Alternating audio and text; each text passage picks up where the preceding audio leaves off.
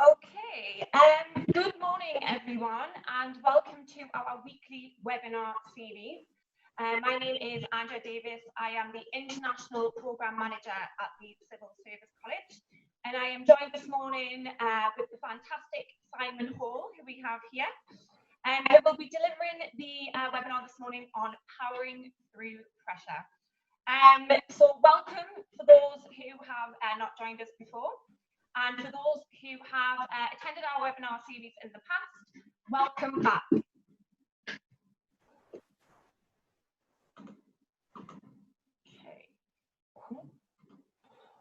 Just having a few technical glitches. Won't mind me. Okay, so here is the Civil Service College. Where do we work? Where do we deliver the training? We are an independent training organisation that offers training solutions to the UK civil service and the wider public sector. As you can see, we have delivered training to not just central government departments, such as the Cabinet Office, DEFRA and DWP, but also devolved administrations like the Welsh Government and of course our NHS, as well as local authorities. Not only do we work in the UK, but we also work with governments across the world, right from the Middle East through to Africa.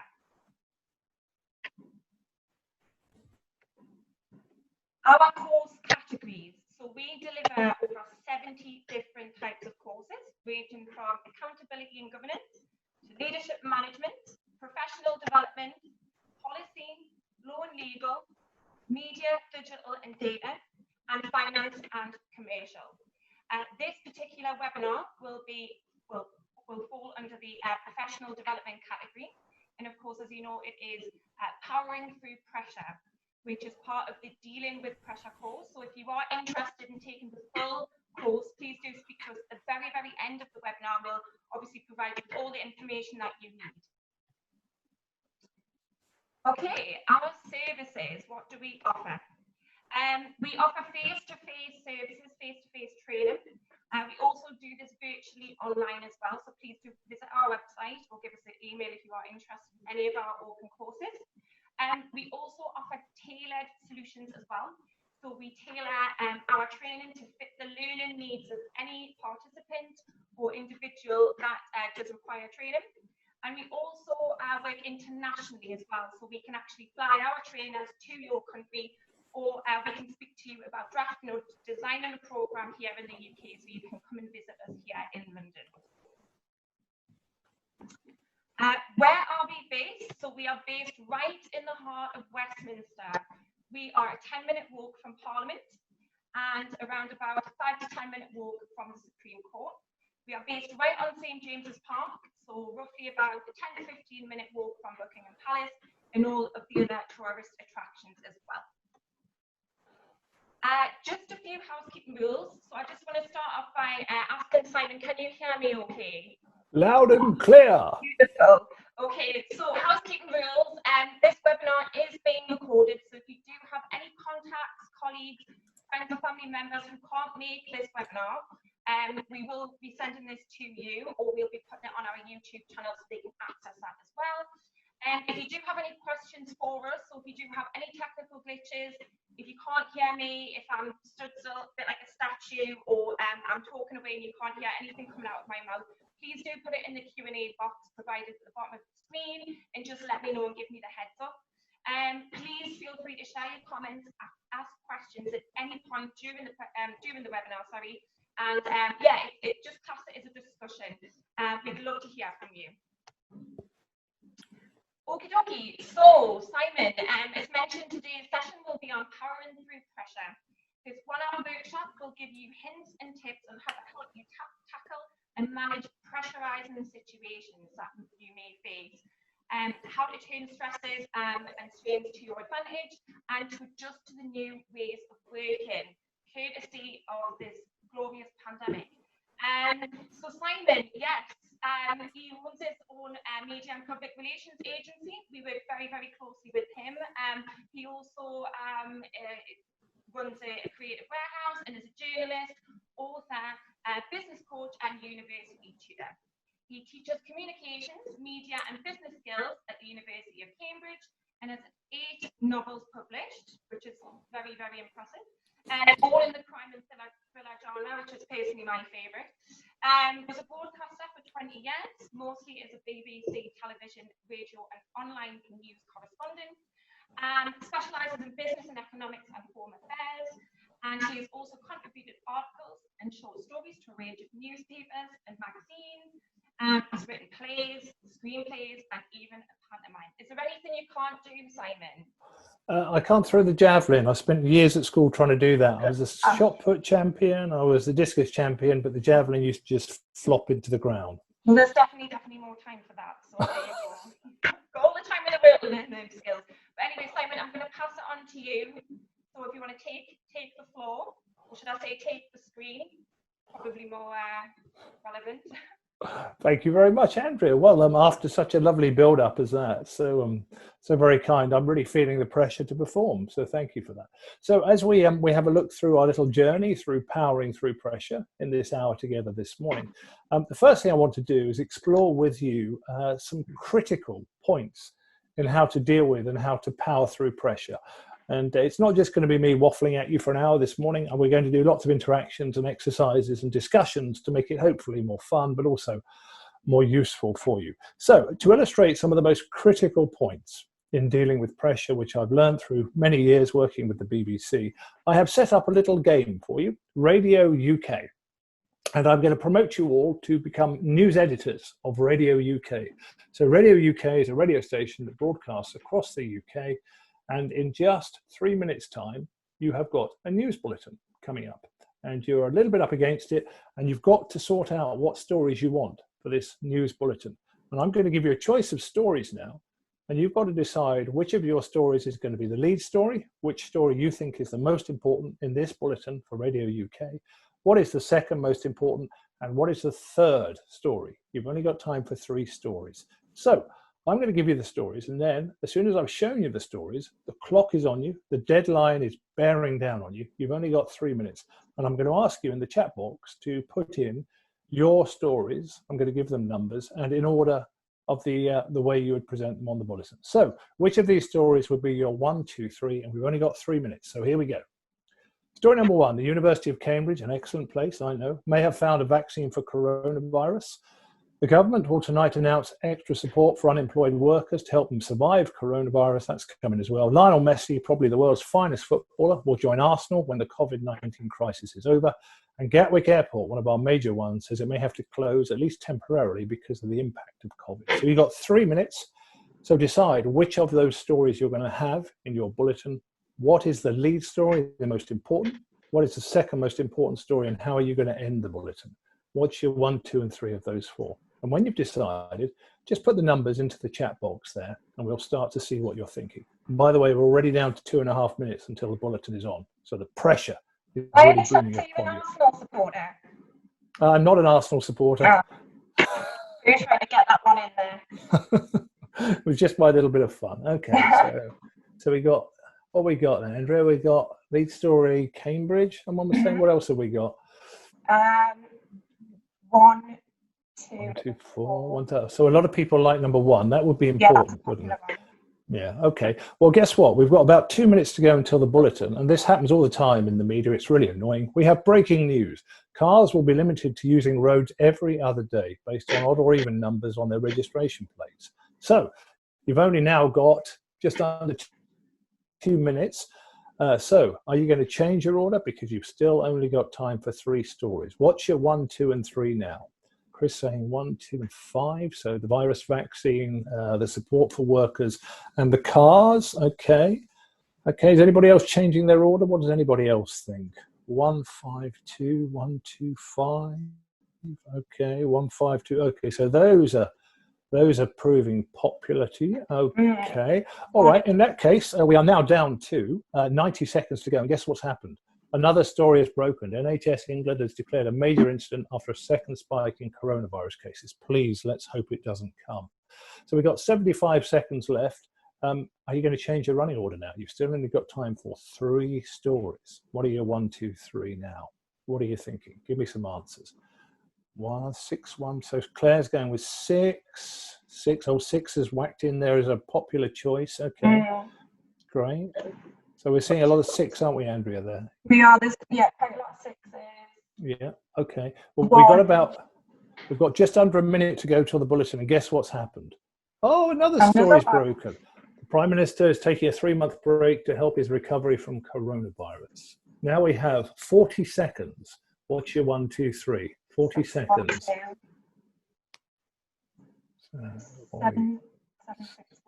761. Yeah. 761. 617, 761. Well, we've got 15 seconds. Final decisions now.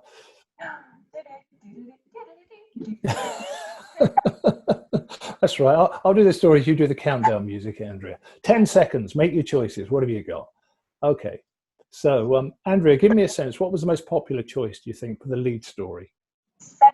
I would say 7 and 6. Yeah. It was definitely 1 and 2. 1, 2, and 4 to start with, and now I'm seeing a pattern of 761. Yeah. 761. Yeah. There's a lot of 761s. Yeah. Okay. Well, some days in the media world could actually be like that. I think I know what I'm doing, and then something else happens, and something else happens, and something else happens again. And I guess a lot of you watching this will feel the same in your day. You think you know what you're doing, then something else happens, and you got a new deadline, and you got something else come in.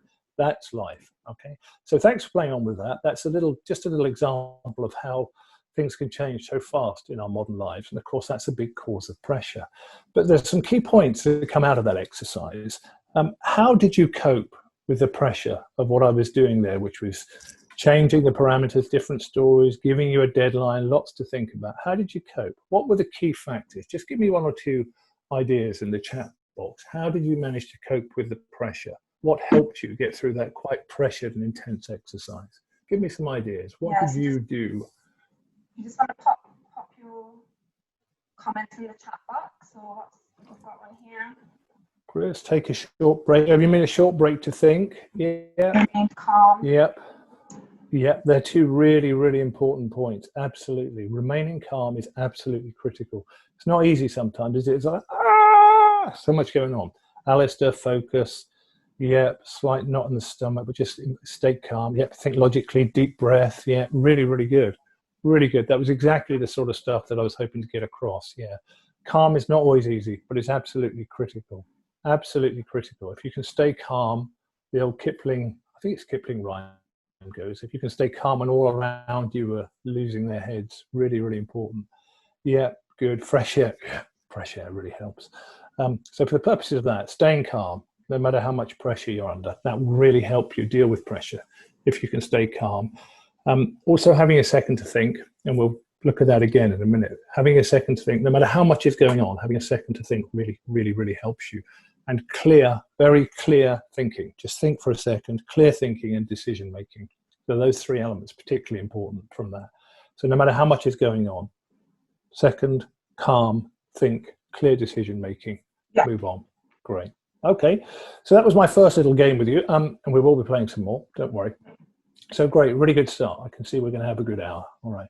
I'm just going to take you through one tiny little bit of, I won't call it theory, but just interesting information. It's remarkable how pressure is part of our modern lives, and yet there's very little research that's been done on pressure. Here's a question for you. Pressure has a sort of a bad feel about it, doesn't it? People say, oh, it's pressure, pressure. But does anybody think that pressure is useful to us in life? Does pressure have an upside as well as a downside? Andrea, you're always under pressure. Normally when idiot trainers like me can't get their stuff together and you have to deal with it. How do you think pressure helps you in life at all?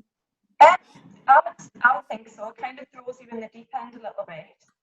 And I think feeling under pressure doesn't actually makes you feel a bit passionate about what you do as well. If you're feeling really under strain, or if you've got some sort of panic about it means like you've got passion towards the work that you're doing, or the deadline you're working towards, or whatever it is you're doing. Yeah, well, what other people may be thinking is this, which is about the most important part of the research I've seen on pressure. If there's not enough pressure, there's not enough going on in your life, then you just get a bit like, not really motivated. If there's too much pressure, of course, I can't be dealing with this anymore. The key with pressure is to have that area in the middle, the area of best performance, where you've got plenty going on to challenge you, and we like to be challenged, but not so much that you feel absolutely overwhelmed.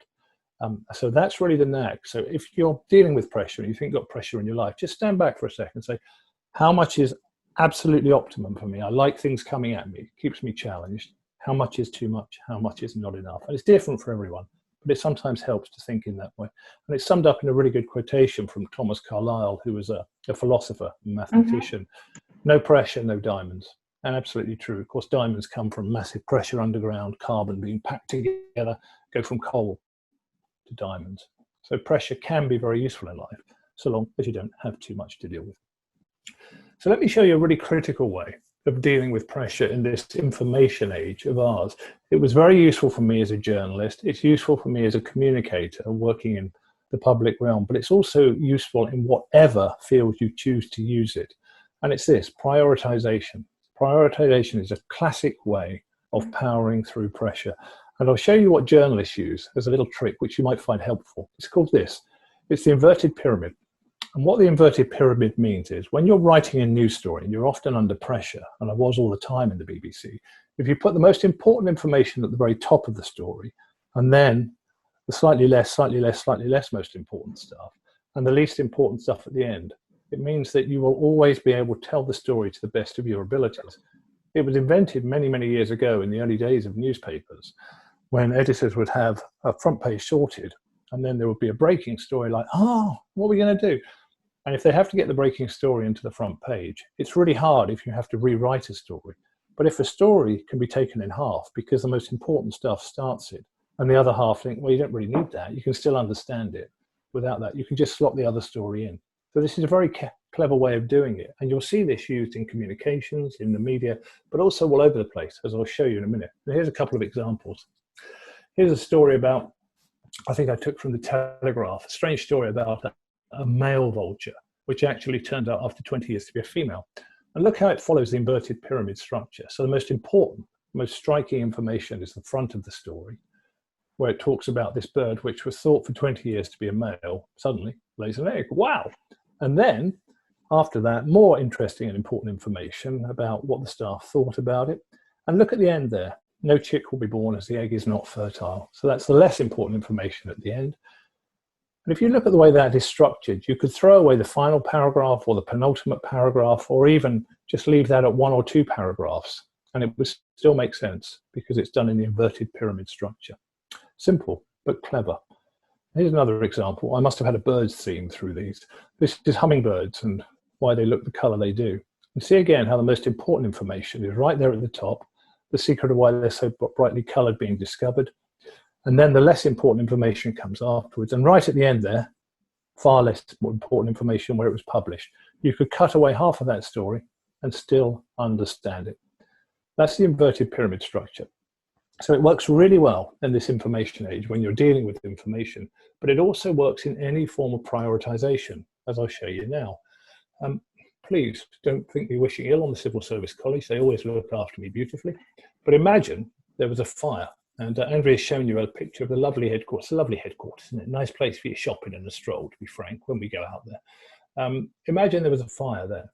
So imagine you are witness to this, or you've been in the building. I'm going to give you some points of information here. So using the inverted pyramid structure or prioritization, tell me which of these points comes first, and then second, and third, then fourth, and fifth. And I'll give you a minute or two to do this, and type your answers to us in the chat box. So here are the points. The building was 250 years old, large area of London sealed off, work at dozens of businesses and government departments severely disrupted, 48 people evacuated safe and well, but 5 still unaccounted for. Area expected to remain closed for 3 days at least, building likely to be demolished, and the cat has been found safe after there were fears he died in the fire. So this is pressure. Let's talk a deadline. I'll give you 1 minute from now to decide what order you would either mention those in a news story, or perhaps even tell someone, if there was a fire officer getting to the scene to try and save what they could of the building and people, what would you say to them first? What's the most important thing of those 7 facts? What's the second most, third most, fourth most, etc.? So give us some ideas in the chat box. What would you say is the most important? What number is the most important of those? And then go down from there, second, third, fourth, fifth, etc. So Bethany, you're saying 4 is most important. Okay. Then 5 after that. Come on. What else have people got? What do you think is the most important? Let's hear from some others as well. Yeah, just feel free to use the chat box just to type in your numbers. Type in your numbers. Yeah, you've got about another 20 seconds to go. Give us an answer. You're under pressure. This is a pressure course. Alistair, what have we got from? What does Alistair think? 3, 2, 4. Okay, yeah. Oh, what else have we got then, Andrea? We've got 4, 5, 2, 3, 6, 1, 7. 7 seems to be the one at the end. That's quite a popular one. Yeah. There's a few 4s to begin with. Yeah. What would you say is the main one to begin with? Looks I'd like say 4,4. isn't it? That's a popular 4. one. Okay, that's time up. So yeah, 4. I think I agree. 4 is likely to be the most important, Andrea, because if you're a journalist, reporting on that, you would say, well, there are 5 people still, and human life is our priority, isn't it? Of course. So that's probably the most important. And look how, not just in terms of a journalist reporting it, but also if a fire officer turned up, so look, what do we need to do? You need to know there are 5 people in there unaccounted for.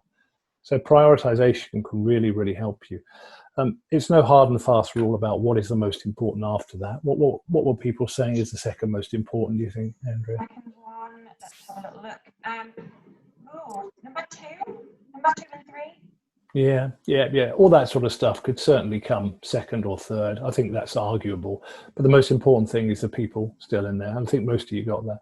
So that is prioritization. Information, particularly important, really important in the information era. But also it works in any field. If you prioritize, that's another great way of dealing with pressure. So good, thank you. Let me give you one of my favorite tips now. You're going to love this tip because it means that you actually have to do less work in order to deal with pressure. And who wouldn't like that? This is absolutely fantastic. What am I trying to say here? Don't put in too much info. Say what you need and stop. Illustrate, don't overwhelm. Don't go on and on and on. What am I trying to say there? It's this. Less is more. This is an absolutely classic way of powering through pressure, dealing with pressure, doing less to make more of an impact. Now, what am I talking about here? Well, look at the pictures on the screen.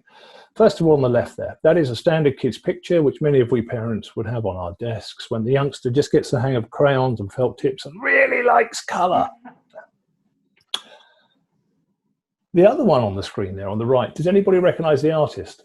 I bet some of you have got 3 or 4 of these on your wall. Andrea, I know you will have because you're such a well-to-do lady. Do anyone recognize the artist? Type it in the box if you recognize it. It's a very, very well-known artist. Anybody got them? Yeah, well done, Alistair. Yeah. It is a Rothko. It's a Mark Rothko. Okay, so that is a Mark Rothko. It's a very well-known artist. Any guesses how much that would have sold for at auction? How much did that Mark Rothko go for at auction? I've got the figure in dollars, and it's millions of dollars. Give me a guess. How many millions of dollars do you think that would have sold for? Any figure in the box. So you get the closest. 3 million, $3 million, $5 million. What else we got, Andrea? Claire's only offering us $3 million. Claire's being a bit of a hard bargain. I'll give you a clue. It's higher than that. It's considerably higher than 5? that. Oh, 10. 10 here. Any advance on 10? We like doing an auction, aren't we? Any advance on 10? 6.5. Okay, I'll give you the answer. The answer is, are you ready for this? Drum roll. $186 million. Wow. $186 million. I don't know much about art. It does seem quite a lot to me, as some people are reflecting in the chat box. It is, however, a really good example of less is more. The kids' picture, you put that online, you put it up for auction. What would you get for that? Not a lot. But the Rothko, less is more, simple, $186 million. So just an example of less is more. But here is perhaps a more poignant, more powerful example. Anybody recognize this chap? Famous American president? Any guesses? One of the most famous of the American presidents, actually. Anyone know? Yeah, well done, Claire. That's Abraham Lincoln. Yeah, Alistair, well done. Yeah, Abraham Lincoln. Abraham Lincoln's speech, the Gettysburg Address, is one of the most famous in the history of oratory and rhetoric and speech making, renowned as an absolute classic of persuasion and power and passion. Pretty much everyone has heard of the Gettysburg Address. The impression the Gettysburg Address gives is because it's so well known, so renowned, it must have been one hell of a tub-thumping long speech. Anybody know how long the Gettysburg Address went on for? Or actually, let me put it this way. We don't know how long it went on for because no one was able to stop watching with it. We do know how many words there were in the Gettysburg Address because there are copies in several libraries. Any guesses how many words there were in this famous, iconic speech? So Alistair says 300, Bethany says 250. Any other guesses? 800. Any others? Okay, I'll give you the answer. 200 below, 1250, 150. The answer was 272, just 272 words. It probably took him less than 2 minutes to deliver. Wow. And yet it went down in history, not because of the number of words, the word count, but because of how much he made the words count. So less is more. One of the classic causes I see in the modern world of pressure is people trying to produce huge reports or say or do too much. Stand back. What's the important stuff? How do we explain, put it, deal with it well? And that is a much more powerful way. And it has the added bonus of easing the pressure on you, taking time to think what's important, what do we really need to get across, and how do we get it across? Well, less is more, and that can really help you with pressure. And this has been a mantra of mine for a long time. I work a lot in the University of Cambridge. I work a lot in government circles. And there is a tendency to do too much information, which people just cannot take in and don't have the time to do. And I've been saying this for ages, and I was really gratified when this story appeared. I think this was in the Sunday Times a little while ago. Ignore the strange headline. It's actually about Boris Johnson's aides being told to send him shorter briefing papers. Because you imagine how busy the guy is, and he gets home and he's tired out. He's got to read all these papers. If they're really, really long papers, he's exactly the same as you and I. It's like, oh, I just can't face 50 or 100 pages. So actually less is more. If you want to really make an impact, keep it short, keep it simple, get the important bits in, work out how you say it and say it well. It's much, much more powerful that way. So let me give you an exercise on that basis and a tip from me. I sometimes call this the 3-fact trick. I have to meet people, I have to write sometimes for people, and we give them briefings about someone you're going to meet, and the briefings are massive. And the people I'm working with don't have a lot of time to digest all this. So I normally think that 3 facts is pretty much enough. If you know 3 facts about someone, you ask them and you use them well, they're normally pretty much enough. So let me give you an example. There's a lot of text on this, but that's deliberate. I'll give you a briefing that our sort of thing is that I might see from certain universities. If you had a briefing about someone like this, you were trying to put together 3 important facts about them, which would serve to introduce yourself to them and talk to them at least vaguely knowledgeably, what 3 facts would you pull out from all this info? And I'll give you a minute or two to look at this. It was Eton College. During those tender years of hope and promise, my gift for physics was noted by the tutors, experiments in optics, house prize, all that sort of thing. From Eton to Cambridge, the noted and fated home of maths and physics in this nation, I really do get briefs like this. So it was, I found myself spending days in the new Cavendish 3 labs on the outskirts of Cambridge. Quite what took me to the path I now follow, except for looking out the celestial summer sky and the understanding of the stars and all that sort of, there is a lot here. Believe me, I do get briefs like this. My doctoral studies on the singularities of the universe, also known as black holes. Cambridge professorship followed, and then we go on to the research and the concept, theoretical for now at least, and then finally that last point. Give me the 3 facts, the 3 most important facts you would pick out if you were meeting this person or briefing someone you were working with about meeting this person. What are the 3 most important facts to come out of that great big essay they have sent you about themselves? What are the 3 most important? Have a moment to think about it. Like a novel, isn't it? It is, Andrea, and believe me, this is not an exaggeration on some of the things I have to deal with. No. There are many fields of life where never use 10 words where 100 will do, seems to be the mantra. Because I prefer to keep it shorter and simple and relieve the pressure on myself. So, what have we got then from people? What do you think, reading through that? So what are the 3 main facts that you'd get from this? What do you think are the 3 most important facts there? Founded Cavendish Labs. Oh. Okay. What else is in there that's really quite striking, do you think? Quite striking. If you met this person, what would you be most interested in they were doing or talking about? Yeah, I think so, Alistair. Thank you. Yeah. Yeah. There's not that many people in life who get Nobel Prizes, although there are plenty of them here in Cambridge. Yeah, Nobel Prizes. Yeah, black hole studies. Yeah, it's Hawking. It's not far off Hawking, but incredibly brilliant man. Incredibly brilliant. Yeah, last one. Sherry, you can't be bothered to type it out, but yes, it is the last one. Yeah, I think so. I think the last one. Anybody who's won a Nobel Prize has got to be worth listening to. Black hole studies, Nobel Prize, PhD. Yeah, absolutely. Okay. So you've all got that. Black holes, Cambridge, Nobel Prize. Yeah, you got it. Yeah. No, Alistair, it's not an actual person. I would never be so cruel. I've just composited lots of different stuff that I sometimes see. It's you, isn't it, Simon? This person is you. If it was me, I'd be putting my feet up in the Bahamas doing theoretical physics, not talking to you right now. This is way off of my intellectual scale, I tell you. So great. So you got the point. You're often bombarded with information.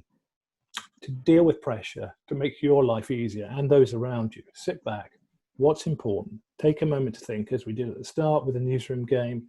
What is the critical stuff? Prioritize, as we did with the fire experiment. Less is more. Less is more can really help you power through pressure.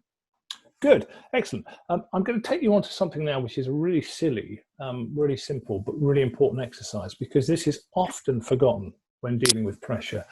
And I'm going to do this with a scenario I'm going to set up for you. So this is a scenario of an emergency. And this is a very short exercise, the shortest I'm going to do with you. You only get 10 seconds to do this one. So let me set it up first of all, but it has a really, really important point. This is your scenario. You're taking a relaxing walk along a beach. You're the only person there, or so it seems. When in the sea, you spot a child struggling and in danger of drowning. You're a strong swimmer and a qualified lifesaver. You're going to leap into action. But you're a thoughtful hero. First, you take a few seconds to plan your route to the child, because you know the beach shelves very steeply, which means the water gets deeper immediately. Time is critical. The child is near to going under. Now decide on your route to reach the child. You only have 10 seconds before you must act. Okay, so that's your scenario. Horrible scenario. You've only got 10 seconds for this. So I'm going to show you now what this scenario looks like to you. And when I've shown you, you only have 10 seconds to decide how you're going to get to the child. Okay, so bear in mind, when I show you this now, I may be a reasonable tutor and communications person and all that stuff. I'm a really lousy graphic artist, so make allowances for that. Are you ready for your scenario? 10 seconds from the moment you see it. Go.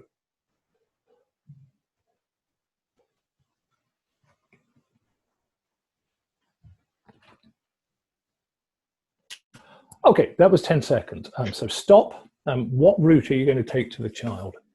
What route? Somebody offer me a thought. What route are you going to take to get to the child? How are you going? Right and swim towards.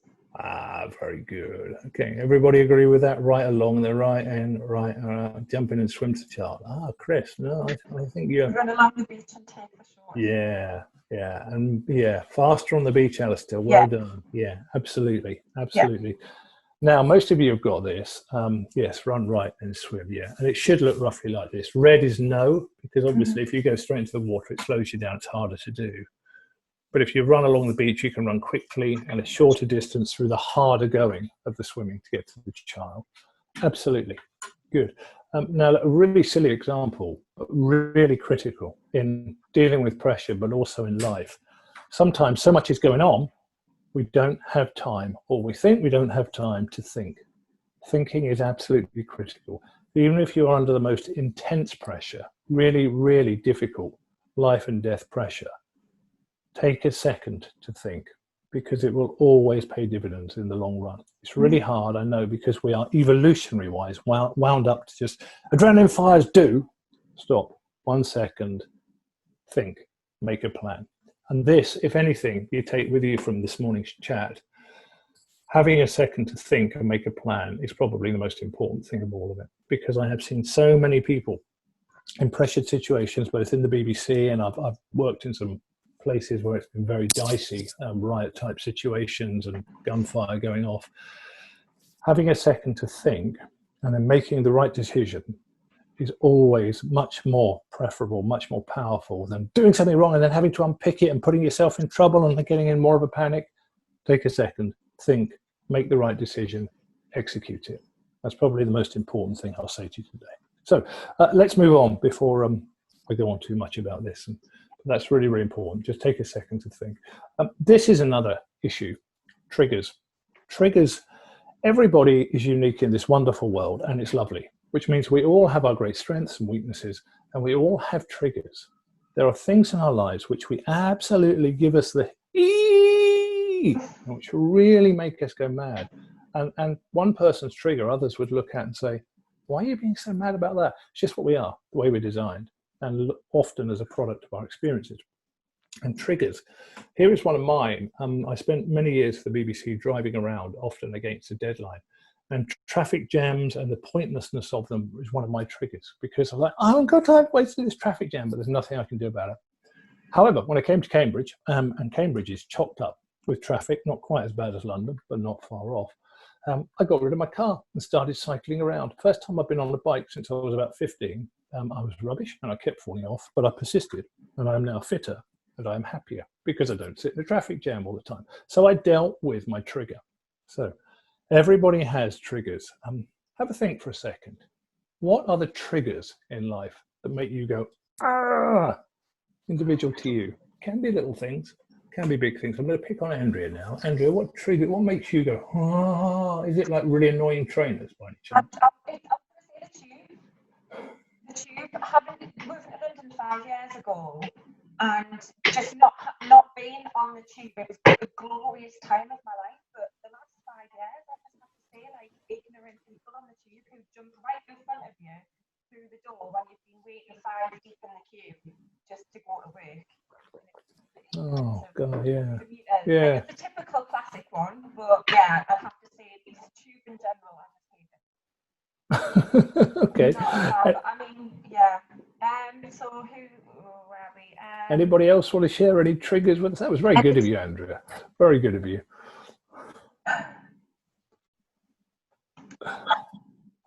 People lying.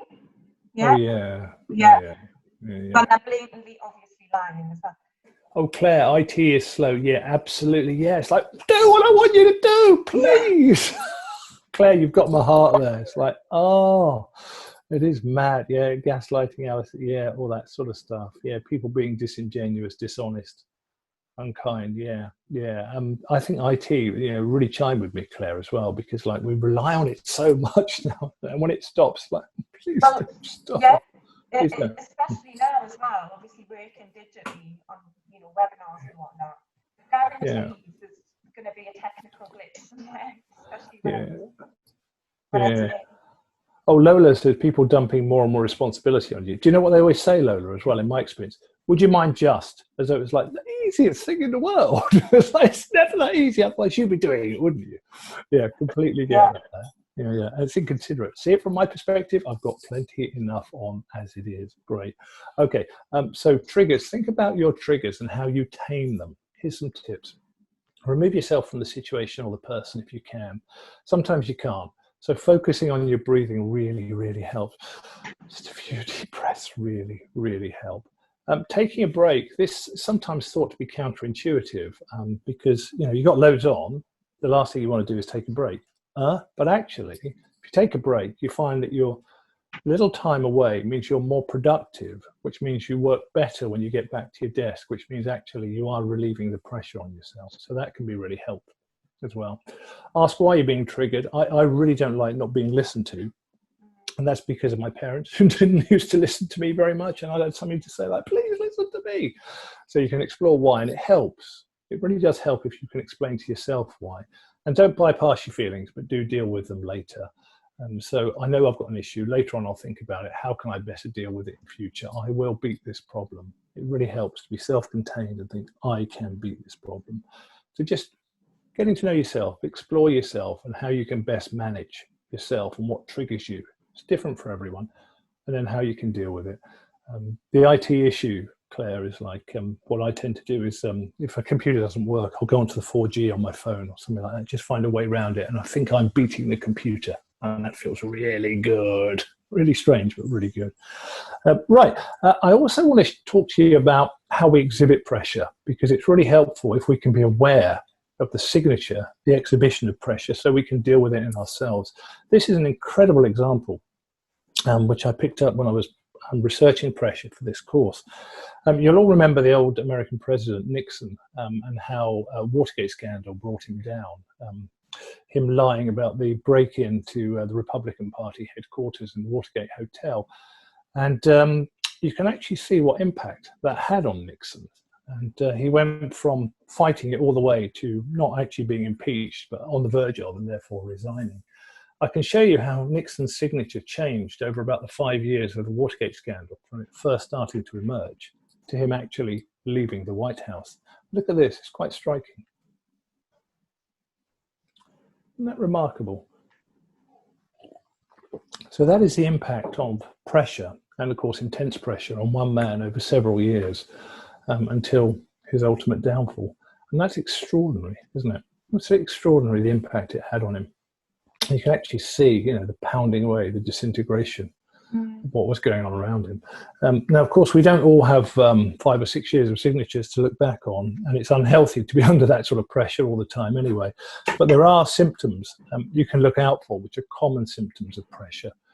And if you keep an eye out for them and you start realizing you're exhibiting them, then it can really help you think, I can't do, this is not right. I can now go and do something about dealing with it. Does anybody have any symptoms that they know they exhibit when they're under pressure? I mean, I'm not asking people to be too revealing with us, but is there anything you do? Anxiety, yeah. Forgetfulness, that's an interesting one, forgetfulness. So your brain's for clouds with all that's going on. Yeah. What else have we got, Andrea? Yeah. What else have we got? Oh, heartbeats, yeah, heartbeats. Yeah, you can actually feel it, can't you? You can feel it. Sometimes it's like boom, boom, boom, boom. Yeah. Brain fog, yeah. I go pillar box red. I just turn colour like that. Do you? I'll watch out for that. Red, Yeah. Oh. When I'm annoying you, I'll know now. Biting nails is a really common one. Yeah. Itching is one. I itch my ear, and I don't know why. I just always go to my ear. It's like my little tail. Agitation, fatigue. Yeah, some really good suggestions. Thank you. I didn't want to intrude on that. Grinding teeth. Yeah, absolutely. Pulling eye. Yeah, all those things. They're really, I mean, there are little traits, but actually they're useful to keep an eye out for, because if you do keep an eye out for them, they're telling you something. And what they're telling you is this is not a healthy situation for you. It's your body's way of saying, maybe time to do something about it. Really helpful. Here are some common ones as well. Sleeplessness, irritability, upset stomach, headaches, problem drinking, low energy, frequent colds, nausea, aches and pains, tense muscles.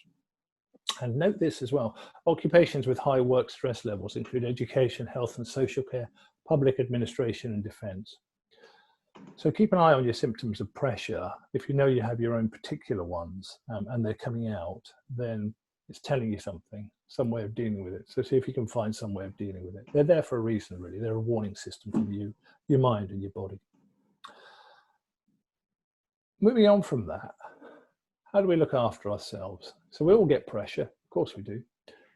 But how do we make sure that we function reasonably well as humans? What can we do in our lives to ensure that we have a space, we have a break, we actually ease the pressure from us? Give me some examples as well. What have we got, Andrea? What do people say? Well, for one, I'll start with myself. I think it's so important to get enough sleep. Yeah, sleep is great. Enough sleep and surround yourself with the right people. Yeah. Go for a walk. That's really good. Yeah. Get outside. Time for self. Yes. Yeah. Talk about it. Talk about issues. It's not always easy to talk about, is it? Because sometimes, you know, even in these days of like we're a bit more liberated and open with our feelings, it's sometimes seen as like, oh, you're talking about being under pressure. Oh, you should do this or that. Yeah, it's not always easy. Go for run as well. I find that one. Well, that's a nice one. Podcast, yeah, nice podcast or audiobook. Lull you away. Good thought, Bethany. Yeah, mindfulness. Yeah, lovely. Talk to someone you can trust. Yeah, talking to someone. Okay, there's some great ideas. Here are some thoughts of ours as well. Sleep is really, really important. Well identified. Taking breaks is critical. Exercise is really, really useful. Absolutely. Hobbies, little hobbies, you know, I write books. Luckily enough, some get published, but I enjoy that. That's my way of immersing myself in a different world. Healthy eating really helps. Tempting, isn't it? Just to get yourself a pasty or something, and then you feel quite, afterwards. But actually, if you have some fruit, you feel much better. Support networks are really, really important too. Family, friends, yeah. As Alistair was rightly saying, talk to someone. It is important to talk to someone. Really, really good idea. Good idea. Okay, so we're moving towards the end of our time together. There's one other thing I want to show you, which I suppose is I would think of as a golden secret of powering through pressure. And then I'm going to leave a little time at the end for questions as well. And this, for me, is absolutely critical. Always helps me if I'm in a big situation under a lot of pressure. Golden secret for me, if you like, and it's this: preparation. The more I prepare for something, which is a big thing, what's bothering me, something which is causing pressure, the better I deal with the pressure. And incidentally, the better I come out of the situation. But also, it just helps. If you feel ready to go into something, to deal with something, it sure as hell helps you deal with the pressure of it. So just as a little exercise, imagine you've got a big presentation to give, often a source of pressure for all of us in our modern lives, even if it's just to the board, just to some colleagues, or bigger than that. It's one of the biggest sources of pressure. People really get wound up about doing presentations and public speaking. Give me some thoughts. How do you deal with that? How do you prepare for something, a big event like a presentation? Give me some thoughts. What would you do, Andrea? Because you were sort of doing that this morning, because I can tell everybody that we rehearsed this yesterday, didn't we? We did. You practice on, and I can tell you now, the pressure I've had over the last couple of weeks. Quite a lot. But I think it is practice, purely just practice. If you know, write it down if you need to, you know, practice it with someone at home. You need to know what you're talking about as well. You need to be a bit passionate about what you're delivering. Yeah, passion is important. It engages people, doesn't it? Yeah, it really does, yeah. There's a lot of people saying practice, plan and practice. Yeah, absolutely. Yeah. Write a script, someone's just said. Oh, that's a great one, Alistair. Breathing techniques, yeah, because you get caught in it and you want to just go rush it through and get it out the way with, but no. Stand up straight, get the air in. Yeah. Yeah. That's interesting. Think about the audience. What do they need from the presentation? What do I need? I really envy these people who can just wake up in the morning without any preparation and, you know, no worries at all, not caring the world, they can just get up and do it. I don't know how people do it, but yeah, I think what else? Breathing techniques, someone said. Yeah, they're few and far between, Andrea. I mean, I do quite a lot of presenting work and a fair bit here at the university, and sometimes with quite big and important audiences. And often people say to me, like, yeah, how do you manage to just do it off the cuff like that? Yeah. But I come back to, I think it was a Mark Twain quote, or it might be Oscar Wilde. He said, it can take me a couple of weeks to prepare an off-the-cuff speech. You know? So it's all about all the preparation, all the practice. You just make it look off the cuff, but really you've been practicing for it's absolutely critical. Really, really critical. Good. Okay. And actually, you've nailed a lot of the stuff I was thinking about there. And summing up, a great way to approach it is this quotation from Muhammad Ali, who I was introduced to by my father when I was very young. My father went to see one of his fights, and I didn't really understand boxing, and you know, it's not really my thing. But what Dad explained to me was the athleticism, but not just that, the thought, the intellect, and the preparation of the guy. So when I saw this quotation, it really chimed with me. Muhammad Ali said, "The fight is won or lost far away from witnesses, behind the lines, in the gym and out there on the road, long before I dance under the lights," which I thought was absolutely critical. You know, I like that one. Yeah, it works for me because, you know, there's many quotations on the importance of practice and preparation. But everybody thought Muhammad Ali is this incredibly gifted guy, which he clearly was. And he could dance into a ring and just entrance and entertain, as well as being a terrific boxer. But it wasn't about those few minutes in the ring for him. That was important, of course. It was about all the time prior to that. Preparation, practice, preparation, practice. There's another great quotation with the source is disputed. So many people claim it, but it goes, the only place that success comes before work is in the dictionary. And I completely agree with that. It's completely all about hard work, all about preparation and practice. Yeah. Okay, so I wanted to leave a few minutes at the end for questions, which I think we will. So just summing up before we do, and I know, Andrea, you've got some more stuff you want to say as well. So powering through pressure, let's have a look at some of the important points. Fast, accurate decisions. Remember my newsroom game. There's a lot going on. Think, keep calm. What's going on? What's the right thing to do? Fast, accurate decisions. Get it right first time, and you save yourself a lot of hassle trying to unpick and create more problems. So keeping calm is part of that. Prioritization, remember the inverted pyramid, but also that can be applied to anything in life. Prioritize the important stuff first, get to the less important stuff later, and you'll do all right with pressure. Less is more. That is terrific. That is just such a golden tip. More impact for less work. What's not to like? Remember the Rothko, the kid's picture, and Abraham Lincoln, the Gettysburg Address. Having a plan, my little strange example of the swimmer rescuing the child. A second to think is always a second worth investing. Triggers, that's about knowing yourself. Why do I get so wound up by certain situations, and therefore how do I deal with it? Symptoms of pressure, we've all got them. Keep an eye out for them. If they're recurring, that's probably telling you there's something wrong and you need to do something about it, which then of course leads into looking after yourself. Well-being is critical. Exercise, nature, breathing, music, podcasts. Again, it's personal. One person's joy is not another's, but if you can find your own, it really helps dealing with pressure. And preparation, being ready for that big moment that you know is coming. I can deal with it. So that was all I wanted to say to you this morning. I know, Andrea, you've got a couple more things to say in a while, but Yeah, we've got a Q&A. You've got control. Could you just go over to the Q&A screen? Am I in control? Am I? Does that mean like I can like take over the world? Take over the world, if you wish. Oh, that was all lovely. Thank you very much. Okay, so everyone, please do feel free to ask as many questions as you like. We do have a couple, well, we've got, about 10 minutes spare. Anyone that would like to answer and ask Simon any questions on what you've learned, or if there's anything that we didn't touch on, please do mention that. We had one earlier on, I would really value some tips on how to deal with pressure at work, but not to cave to the temptation to overwork. I have a tendency to just work more hours to deal with pressure, which only alleviates it to an extent, although it's sometimes necessary. Right, I see this quite a lot, and people ask, and what I often see is that they are not necessarily frightened, but just don't feel they want to raise it with colleagues because they will be mocked or they will be thought of as inadequate. Yeah. In every single situation I've heard about that, if someone is saying, I feel like really overworked and there's too much on, and the boss is being unreasonably demanding, whenever they share it with a colleague that they trust, they'll say, oh, I feel the same as well. Yeah. And they'll share it with someone else they trust and they'll say, I feel the same as well.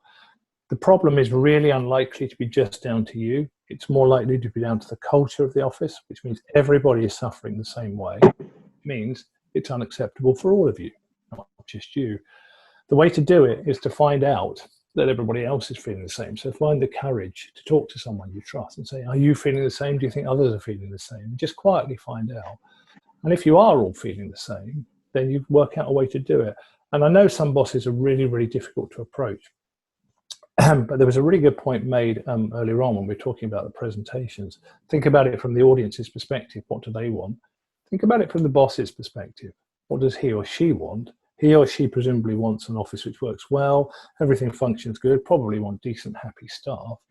If you can broach any concerns along the lines of not just, look, we're really fed up with this, but we're worried that this is impacting on what we are doing for you and the company, that is a much more powerful and positive and likely to achieve the hoped for results than coming out and saying, look, we're fed up with this, it's really, really busy and we're knackered and tired and stressed and all that stuff. So first of all, get the evidence in place for you personally, see what impacts it's having on you, what you're having to deal with. Reach out to people you trust, find out if they're suffering the same, and I almost guarantee they will be. See their experiences as well, put it together, and then between you work out a plan to not confrontationally, that's really important, just gently, thoughtfully say to the boss, look, we're worried that we're not achieving the desired results, or things aren't going as well as we would like them to be for you, for us, and for the company. Always think of inclusive rather than exclusive. You can cause problems by having a confrontational situation when actually you can make it, we're all in this together situation. Another one is, as a manager, how can I support someone who refuses to accept that he is under pressure and therefore underperforms? Cool, that's a really, really good question. It is a good question. Yeah, well, fortunately, I'm not too much into the management thing at the moment. My staff seem to be okay, but how would you do that? Wow, I don't know. I mean, I suppose you'd have to do it gently and gradually and work in to them why they were refusing to accept that there was a problem. I mean, again, evidence really, really helps. So rather than just say, you could have examples, specific examples of what someone has done. And again, you know, I come back to this point that confrontation is too easy to slip into. If you have examples of how someone is struggling and you genuinely want to help them, then don't broach it as a, you know, you're failing, this is not acceptable. Broach it as, you're a valued member of the team. We'd like to help you because we don't think you're fulfilling your potential for yourself or us, which is not good for any of us. So quietly, discreetly, and as non-confrontation as possible, I think, with the evidence to back it up if you need it, is how I would go about that. Often people are in denial. I mean, of course they're in denial because they've got so much going on. There might be something bad at home, you know, there might be anything. It's just gently, just step by step, working your way into that world, see what's wrong and seeing if you can help. Yeah, great. Okay, Simon, could you kindly move on to the next slide, if that's all right? Oh, go back again. How about that? More webinar news. Thank you everyone who has attended our webinar this morning, and thank you very, very much, Simon. That was fantastic. It was lovely to have you on board with us again. For those that have took part in this morning's webinar, if you are interested in signing up to Training Aids, it will we will give you as much information each week on upcoming webinars that we will be producing throughout the month. Obviously all very much based on topical issues. There's lots of discussions, interaction and so on. So please do sign up to our training aids on www.civilservicecollege.org.uk. Simon, if you could just go to the next slide. Yeah. Again. Thank you. Whoa! And yeah. That one? Thank you, my glamorous assistant. If you would like to stay connected, keep up to date with what the Civil Service College are doing, again, anything to do with webinars, our courses, events, and so on, please do stay connected with us. You can see our social media handle is on the screen now. We are on Instagram, Facebook, Twitter, LinkedIn, and YouTube. And just to reiterate what I said earlier on, that this has been recorded and we will be putting it online. So please do forward this on to any colleagues, contacts, and friends. Thank you once again, Simon. And yeah, I hope you enjoyed that, and we'll see you very soon. Thank you. Bye, everyone.